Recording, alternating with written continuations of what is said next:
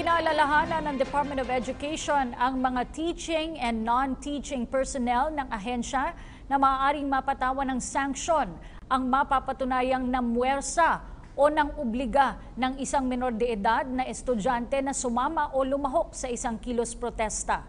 Dagdag pa ng ahensya, hindi rin po pwedeng magsilbing extracurricular o out-of-school activity ang paglahok sa kilos protesta. May ulat si Julius Disamburu. Maaaring patawan ng sanksyon ang sinumang teaching and non-teaching personnel ng Department of Education na mapapatunayang ng puwersa o inobliga ang isang minor de edad na estudyante na sumama o lumahok sa isang kilos protesta. Ayon kay DepEd Assistant Secretary Toycito Umali, administrative liability ang katumbas ng usaping ito. Administrative liability, yung ating DepEd teaching or non-teaching personnel na nag-oobliga sa mga bata na dumalo ng mga rally na ganito. Maski anong uri ng rally for that matter. Sa pampribadong paaralan na pwede rin nating alertuhin yung paaralan, pagbigay alam niya po sa amin, at they may also be held administratively liable if an administrative case is filed against them with a PRC cause like teaching personnel.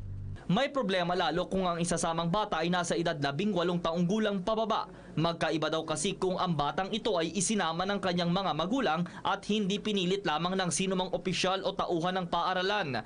Paalala din ng DepEd, hindi din po pwedeng gamitin ang paglahok sa kilos protesta sa alinmang extracurricular o out-of-the-school activities.